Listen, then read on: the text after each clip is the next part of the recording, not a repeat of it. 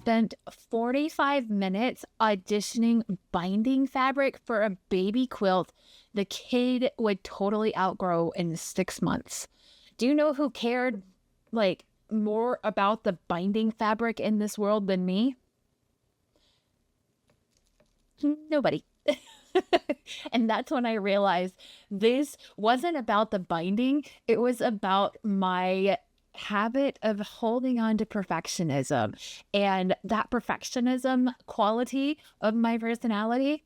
Yeah, she was back to running the show, which means the rest of me was not a happy camper. Hey there, welcome back to Loose Threads and Stitches. I'm Kristen. This episode is part of the Get Out of Your Own Way series, helping overwhelmed creatives reconnect with their joy in the quilting world. Today features a deep dive into perfectionism. She's sneaky, she's convincing, and she loves to hide behind phrases like, I just want it to be nice, or it's not ready yet. So new episodes to this series are going to be dropping weekly, so make sure you are following this podcast. Make sure you are subscribed to my YouTube channel, and let's get honest together. If you have ever put off starting a project because you didn't feel ready, if you scrapped something halfway through because it wasn't looking how you imagined it would, or if you told yourself, I'm just too picky for this, or I have really, really high standards, that's her. That's perfectionism, okay? She doesn't always shout. Sometimes perfectionism, my girl, is just quietly whispering, don't bother with it unless you know it can be flawless. Don't bother with it at all unless you know that you've got this. So I once spent like so long debating between two shades of teal on the binding that I completely missed my window to finish the quilt before the baby shower. I couldn't decide. I was in like that decision paralysis mode, right? So I didn't finish the quilt before the baby shower. What I told myself is, I just want to get it right. This was early on in my quilting journey, right? I was really trying to show my best work, which is something else I always love to do. And it's not a bad thing, right? It's not a bad thing to always want to put your best self first.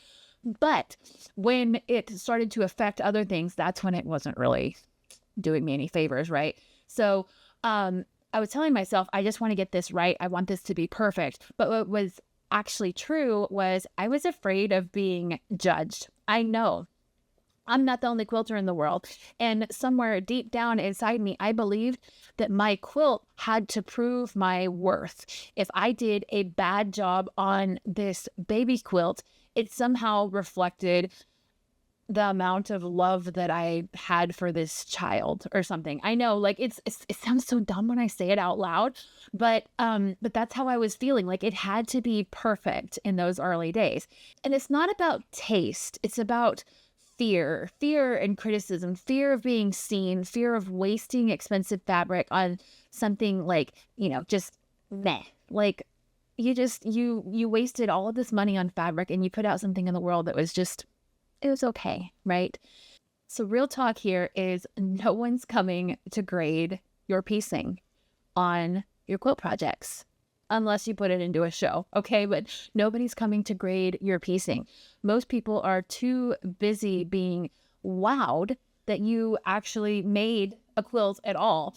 And I want you to tell me if this is like ringing true for you. Make sure down in the comments you are welcome to chime into this conversation. You're welcome to come in and tell me your own experiences.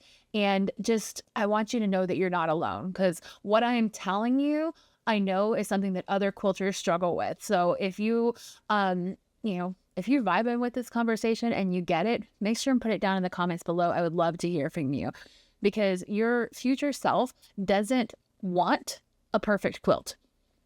So you'd really much rather have a finished one. Okay. And like with quilting skills, your first quilt, it's going to be full of flaws. You know why? Because you're learning something new.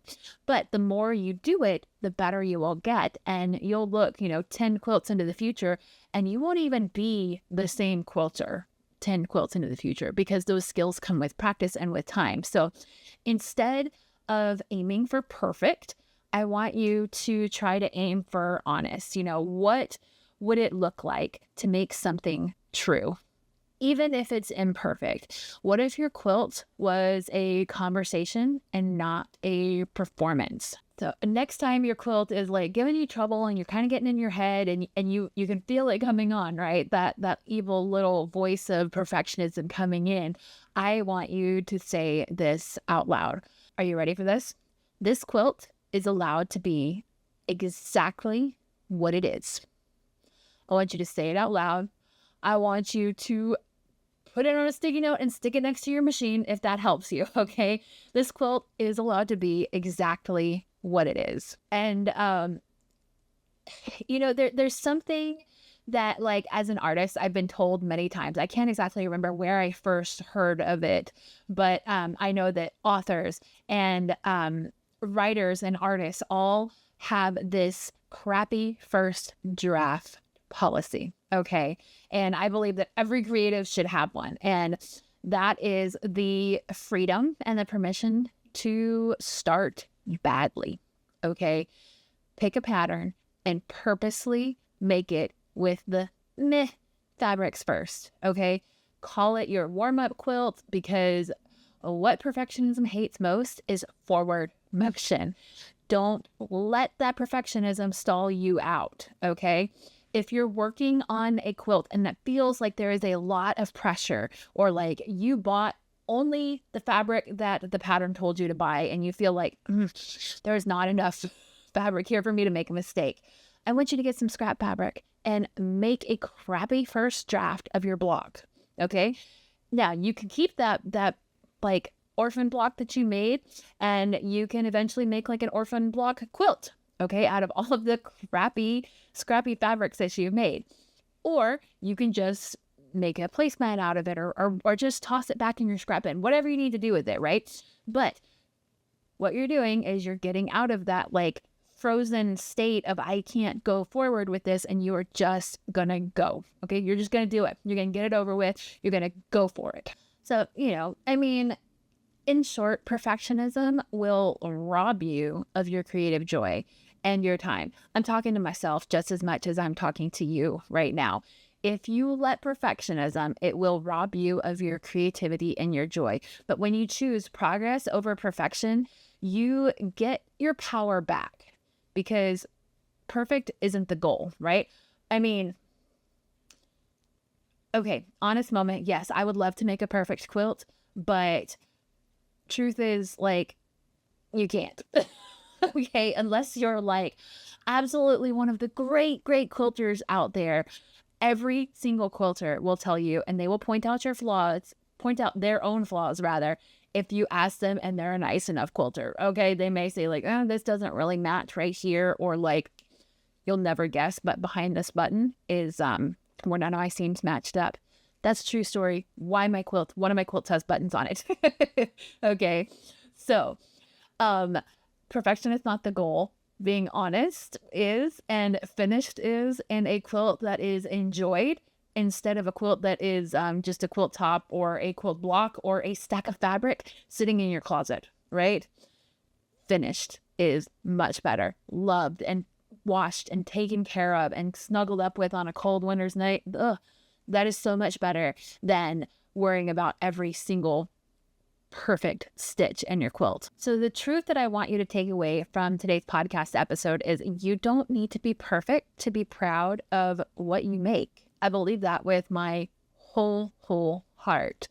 So thank you for spending this time with me today. If this hit home, please leave me a quick review, or better yet, go ahead and forward this podcast. Share it with a friend who needs this reminder too. Next week is going to be part 3 in our series. We're talking about comparison traps and how to stop measuring your stitches against somebody else's highlight reel. Whew, it's going to be a good one.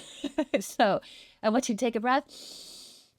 Go pet some pretty fabric. I love you, and I will see you next week. Have a wonderful rest of your week. I'm Kristen with ISeeStarsQuilting.com. Bye.